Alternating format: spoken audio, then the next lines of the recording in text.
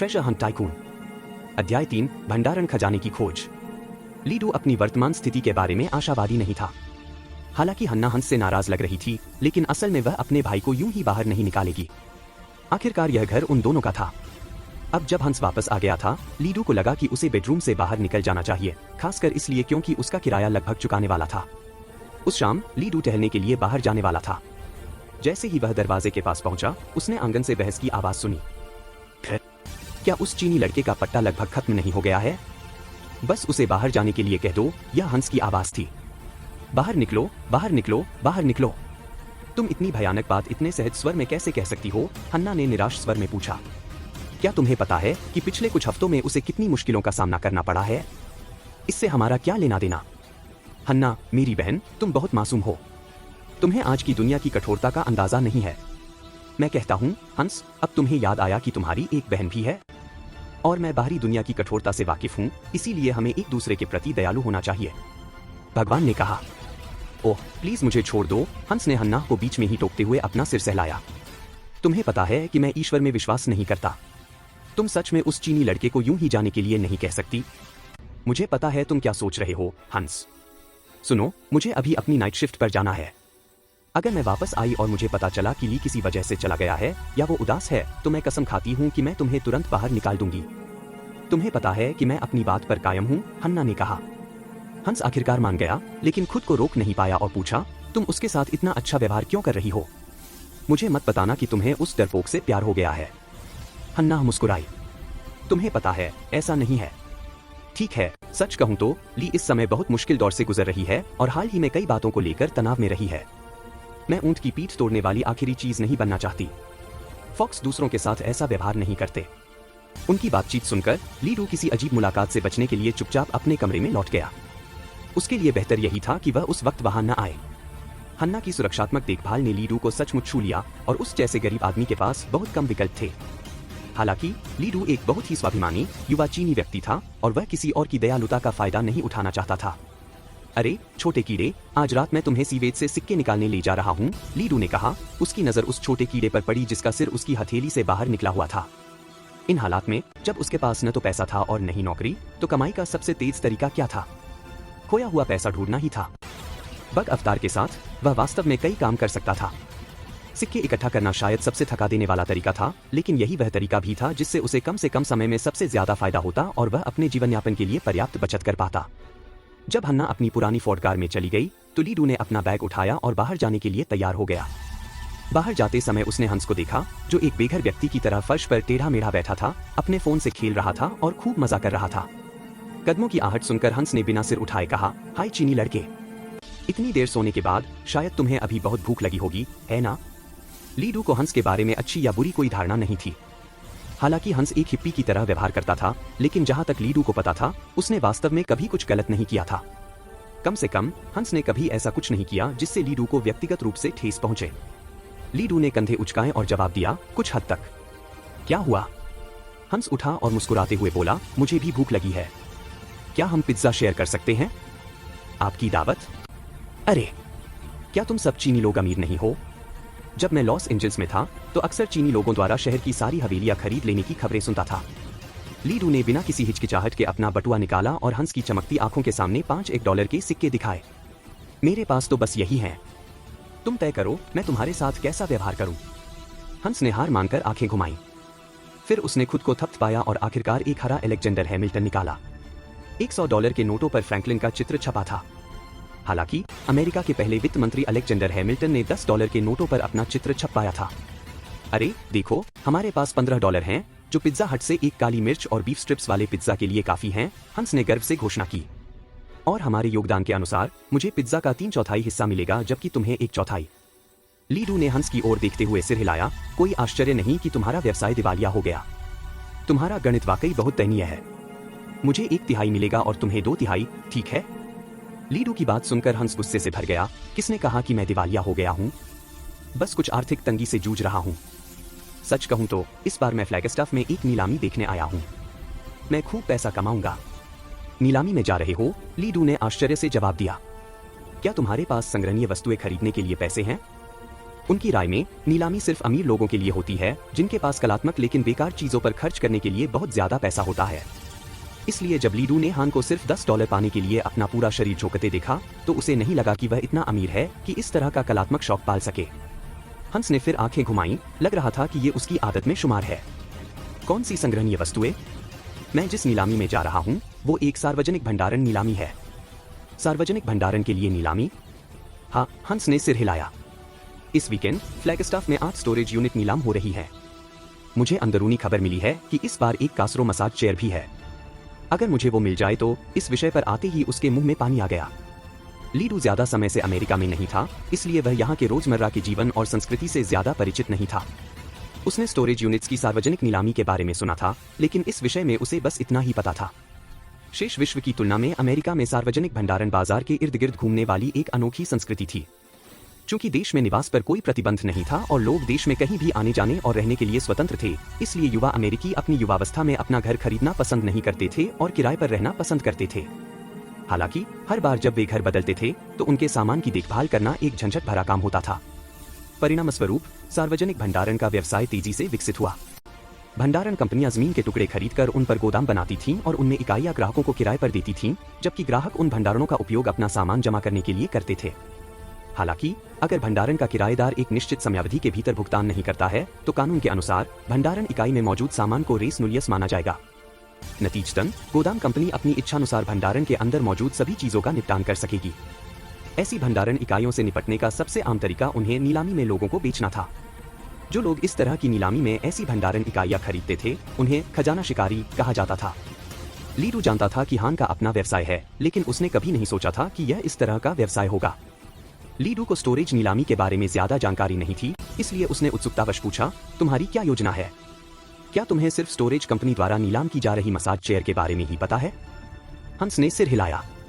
नहीं, बहुत से लोग ऐसी खबरें सुनते हैं। इस बार 8 स्टोरेज यूनिट नीलाम हो रही हैं और यह कुर्सी उनमें से एक में है। हालांकि किसी को भी पक्का नहीं पता कि कुर्सी किस यूनिट में है, इसलिए मेरे पास सही चुनाव करने का 8 में से एक मौका है। एक 8वां हिस्सा? यह लॉटरी खेलने से कितना अलग है? अंतर बहुत बड़ा है। लॉटरी जीतने की संभावना 8 मिलियन में से एक है, ठीक है? लीडू वास्तव में उस तरह के जोखिम भरे निवेश को समझ नहीं पा रहा था और यही हंस और उसके बीच का अंतर था। जहां वह स्थिर रास्ते पर चलना पसंद करता था, वहीं हंस जोखिम उठाने वाला साहसी व्यक्ति था। लीडू ने बस कंधे उचकाए और जाने के लिए मुड़ा, लेकिन उसी पल उसकी नजर अपनी हथेली पर पड़ी और उस छोटे से कीड़े का टैटू दिखाई दिया। अचानक उसके दिमाग में एक विचार आया। अरे दोस्त, क्या यह सच है कि किसी को नहीं पता कि कुर्सी किस गोदाम में है? बिल्कुल। अगर मैं यह पता लगा सकूं कि मसाज कुर्सी किस गोदाम में है, तो क्या आप पूरी तरह से आश्वस्त हैं कि आप वह भंडारण स्थान जीत सकेंगे? बिल्कुल। ऐसे में हम सहयोग क्यों न करें? जब तक आप नीलामी जीतने की कोशिश करेंगे, मैं आपको सही यूनिट ढूंढने में मदद करूंगा। बाद में हम पैसे बांट लेंगे। अध्याय 4, चमड़े का सिंहासन। अनुवादक विक्की, संपादक विक्की। जैसे जैसे सूरज क्षितिज के पास डूबता गया, फ्लैगस्टाफ की सड़कें उसकी धीमी किरणों से लाल हो गई। सड़क के किनारे बने घर और अपार्टमेंट भी सूर्यास्त के प्रतिबिंबों में झिलमिला रहे थे। हंस की फोर्ड F150 इस समय इन सड़कों पर तेज हवा की तरह दौड़ रही थी। हालांकि भीड़ भाड़ का समय था और सड़कें काम से घर लौट रही कारों से भरी थीं, फिर भी फोर्ड F150 की गति में कोई बाधा नहीं दिख रही थी, क्योंकि वह दूसरी कारों से आगे निकल रही थी। ध्यान दो हंस, लीडू ने कहा। क्या तुम थोड़ा धीमा नहीं हो सकते? हंस ने उसे गुस्से से देखा। क्या तुम पिज्जा खाने की अपनी गति धीमी कर सकते हो?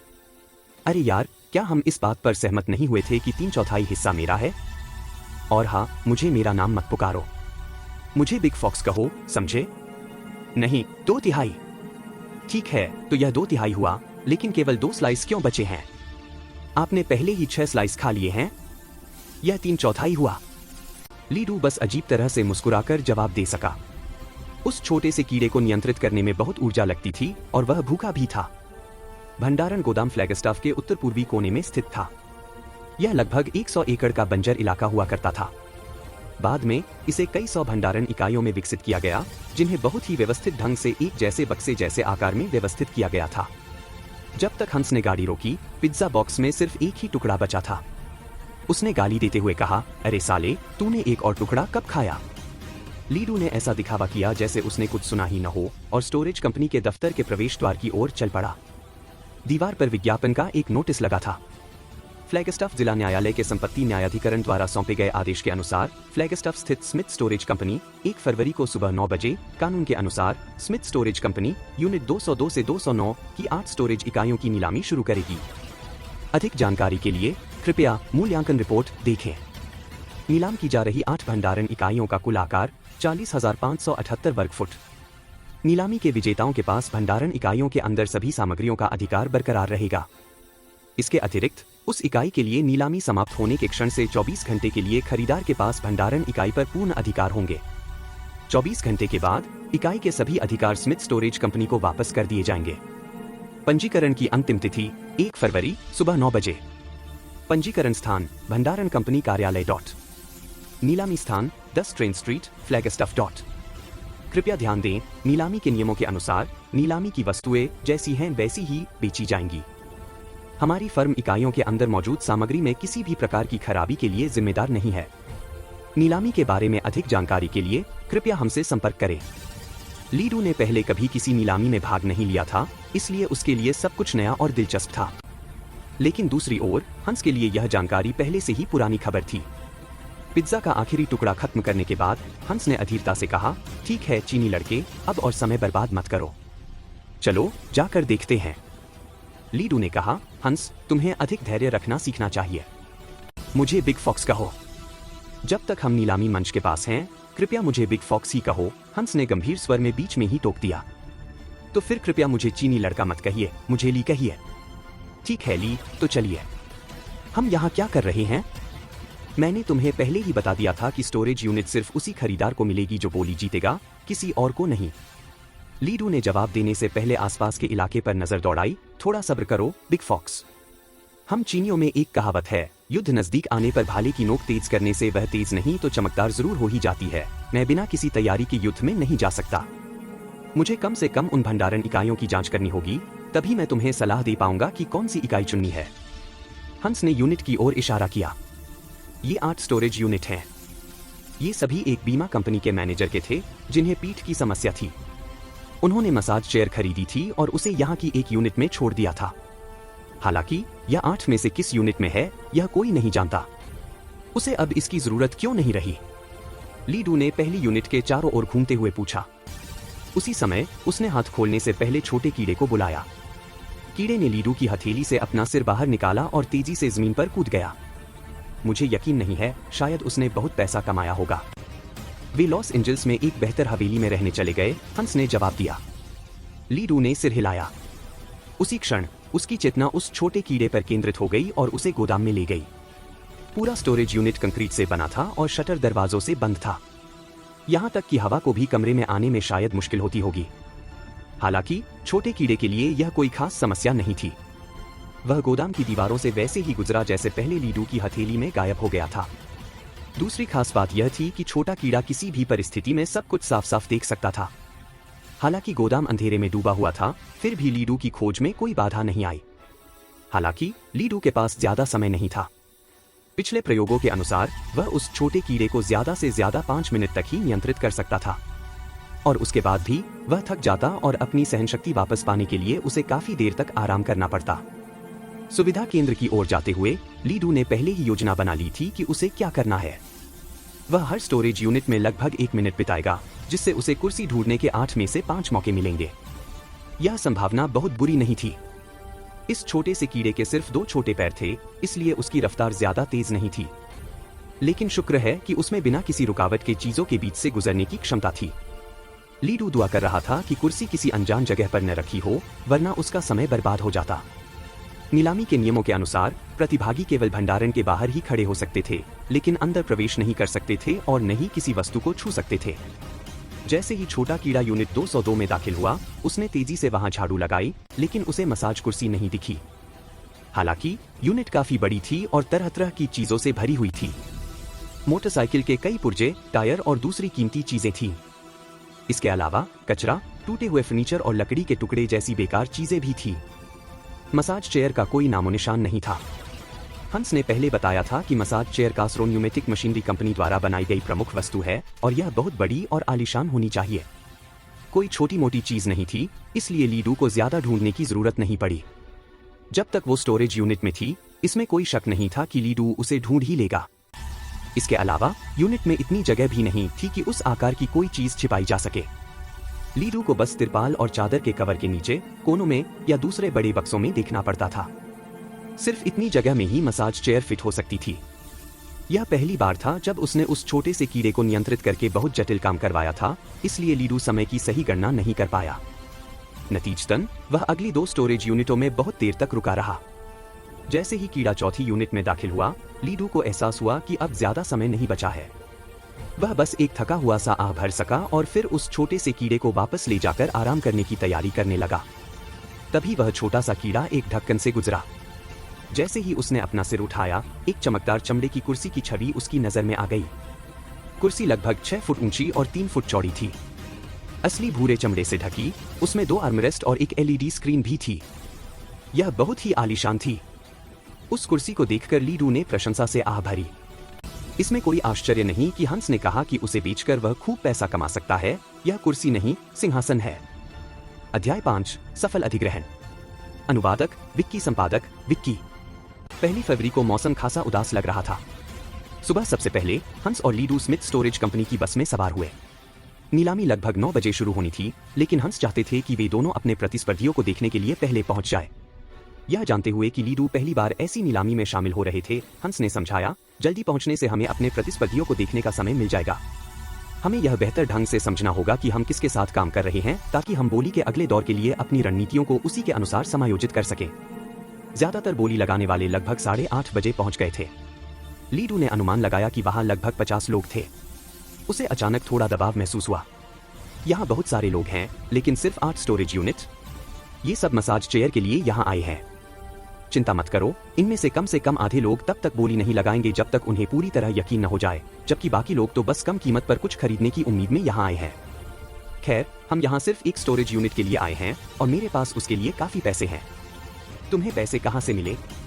लीडू उलझन में था। आज हम यहाँ कैसे पहुंचे? हंस ने पूछा। हम बस में सवार हुए। अरे, मुझे यह मत बताना कि तुमने अपनी कार बेच दी, लीडू ने कहा। नहीं, मैंने इसे सिर्फ 3 दिनों के लिए गिरवी रखा था। उसके बाद मैं कार खो दूंगा। तो क्या मैं तुम पर भरोसा करूं या नहीं? क्या तुम्हें सच में पता है कि मसाज चेयर किस स्टोरेज यूनिट में है? मैं बिना तैयारी के नहीं आया हूं। मुझे अंदाजा है कि यह किस यूनिट में होगा। नीलामी शुरू होने के बाद मुझे थोड़ा और समय दीजिए। मैं इसे आपके लिए ढूंढ लूंगा। 10 मिनट बाद काउबॉय हैट पहने एक बूढ़ा आदमी भीड़ से बाहर आया और तेज गति से जोर से घोषणा करने लगा, सभी लोग लाइन में लग जाएं, हम शुरू करने जा रहे हैं। मैं नियमों को छोड़ दूंगा ताकि जो लोग इन्हें नहीं जानते वे जा सकें। लीडू को हमेशा लगता था कि उसकी अंग्रेजी बहुत अच्छी है, लेकिन अब उसे एहसास हुआ कि वह अति आत्मविश्वासी हो गया था। जैसे ही यूनिट का दरवाजा खुला, सभी लोग सामान देखने के लिए अपनी बारी का इंतजार करते हुए कतार में खड़े हो गए। ज्यादातर लोगों के पास टॉर्च थी और सभी को गोदाम में चारों ओर देखने के लिए 1 मिनट का समय दिया गया था। काउबॉय हैट पहने एक बूढ़ा आदमी स्टॉपवॉच लेकर बाहर खड़ा था। वह यह सुनिश्चित कर रहा था कि सभी लोग निर्धारित क्षेत्र से बाहर रहें और समय का ध्यान रखते हुए यह सुनिश्चित कर रहा था कि सभी को 1 मिनट में अपनी बारी मिले। प्रति व्यक्ति 1 मिनट, 50 लोगों के साथ इसमें लगभग 1 घंटा लगा। यूनिट 202 में ऐसा कुछ भी खास नहीं था जिसकी कीमत ज्यादा हो। सबसे ज्यादा उम्मीदें कुछ घरेलू औजारों और कुछ पुराने जमाने के उपकरणों पर टिकी थीं, लेकिन ये सब कचरा ही माना जा सकता था। नीलामी के शौकीनों को कचरे में कोई दिलचस्पी नहीं थी। वे केवल वही स्टोरेज यूनिट खरीदते थे जिनसे उन्हें लगता था कि उन्हें पैसा मिलेगा। अगर उन्हें मुनाफा कमाने की संभावना का पूरा यकीन नहीं होता तो वे शायद बोली नहीं लगाते। ज्यादातर अमेरिकियों के हिसाब से शारीरिक श्रम और समय दोनों ही बहुत महंगे हैं, इसलिए मामूली भंडारण की सफाई पर खर्च करने से उन्हें सिर्फ नुकसान ही होगा। जब हंस और लीडू की बारी आई तो दोनों प्रवेश द्वार पर खड़े हो गए और हंस ने अपनी टॉर्च अंदर घुमाते हुए समझाया, हमें पहले मूल्यवान चीजें ढूंढनी चाहिए और इसके लिए अनुभव की जरूरत होती है। ये देखो, इसके किनारे पर सावधानी से संभालें लिखा है। मुझे यकीन है कि इस डिब्बे के अंदर प्लेटें और कांच के दूसरे सामान होंगे। और वहाँ एक हैंडल है, तो मुझे लगता है कि वो वैक्यूम है। लीडू ने सिर हिलाया, यह समझते हुए कि वह पेशेवर खजाना खोजने वालों को कम नहीं आंक सकता। हंस का फैसला सही था। जब लीडू ने उस छोटे से कीड़े से उस जगह की जांच की तो डिब्बे के अंदर वाकई कुछ खूबसूरत मिट्टी के बर्तन थे और वह हैंडल वाकई वैक्यूम क्लीनर का था। उनकी 1 मिनट की समय सीमा जल्द ही समाप्त हो गई। जैसे ही दोनों चले गए, हंस ने धीरे से कहा, अंदर जो सामान है उसकी कीमत लगभग $500 है। मुझे लगता है कि कोई इसके लिए लगभग $300 खर्च करने को तैयार होगा। प्रदर्शनी खत्म होते ही नीलामी शुरू हो गई। बूढ़े चरवाहे ने हाथ उठाया। 100, 100, $100 शुरुआती बोली है। क्या कोई है जो इसे $150, 150, 150 तक बढ़ाने को तैयार है? वह बहुत तेज बोलता था और ली डू को समझने में बहुत दिक्कत होती थी। फिर वहां एक व्यक्ति था जिसने तुरंत अपना सिर हिला दिया। बूढ़े चरवाहे ने आगे बढ़ने से पहले उस आदमी की ओर इशारा किया। अभी $150 हैं, 150, 150, 200। क्या कोई है जो $200 की बोली लगाने को तैयार है? 200। मैं, किसी ने चिल्लाकर कहा। बूढ़े चरवाहे ने तुरंत नए बोली लगाने वाले की ओर इशारा किया। बहुत बढ़िया, अब इसकी कीमत $200 है। $300 के बारे में क्या ख्याल है? नीलामी भी ऐसी ही होती थी। नीलामकर्ता कीमत पूछता था और खरीदार अपनी बोली लगाते थे। लेकिन जब बूढ़े आदमी ने कीमत $100 बढ़ा दी तो पूरी भीड़ खामोश हो गई। बात यह नहीं थी कि यूनिट में रखी चीजें उस कीमत के लायक नहीं थीं, बल्कि बात यह थी कि बूढ़े चरवाहे ने कीमत इतनी ज्यादा बढ़ा दी थी। हंस ने हाथ उठाया। $220। तुम्हें यह चाहिए? लेकिन मसाज चेयर यहाँ नहीं है, ली डू ने धीमी आवाज में कहा। चिंता मत करो, इस स्टोरेज की कीमत $220 से ज्यादा है। इसमें कोई शक नहीं कि दूसरे लोग इस कीमत से ज्यादा बोली लगाएंगे। मैं बस आपको यह दिखाने के लिए ऐसा कर रहा हूं कि नीलामी कैसे होती है, हंस ने समझाया। जब नीलामीकर्ता द्वारा सुझाई गई कीमत बहुत ज्यादा हो तो बोली लगाने वाले अपनी अलग कीमत सुझा सकते हैं, बशर्ते वह नवीनतम स्वीकृत कीमत से ज्यादा हो। जैसा उन्होंने कहा, जैसे ही यह वाक्य निकला, नीलामीकर्ता ने कहा, $220 वर्तमान बोली है, $250 के बारे में क्या ख्याल है? $250 कोई भी ले सकता है? हाँ। $250, $250। क्या कोई $275, $275 की बोली लगाने को तैयार है? किसी और ने ऊंची बोली नहीं लगाई तो नीलामीकर्ता ने अपनी दाहिनी ओर तर्जनी उठाई। एक बार $250, 2 बार $250। यह आखिरी बार है। कोई और? ठीक है, $250। इस सज्जन ने बोली जीत ली है। एक हिस्पैनिक व्यक्ति ने सिर हिलाया और कागजात लेने के लिए नीलामीकर्ता के पास गया। फिर उसने अपने डायल लॉक से स्टोरेज का दरवाजा बंद कर दिया। अगले 24 घंटों के लिए वह स्टोरेज और उसमें मौजूद हर चीज उसकी हो गई। और इसी तरह यूनिट 203 और 204 दोनों बिक गई। 203 $300 में बिकी, जबकि 204 $125 में। बाहर से देखने पर दोनों ही बहुत अच्छी नहीं लग रही थी। जब यूनिट 205 पहुंची तो ली डू ने मसाज चेयर वाला डिब्बा देखा। उसने अंदर थोड़ा देखने का नाटक किया और फिर मुड़कर हंस को आंख मारी। बिग फॉक्स, इसे ले लो। हंस ने ऐसे व्यवहार किया जैसे कुछ हुआ ही न हो और किसी ने उसकी आवाज के गंभीर स्वर पर ध्यान नहीं दिया। आप कितने आश्वस्त हैं? ली डू ने सिर हिलाया। मुझे 50% यकीन है। सचमुच? ठीक है, इसे मुझ पर छोड़ दो, हंस ने उत्साहित होकर उत्तर दिया। दोपहर का 1 बज चुका था।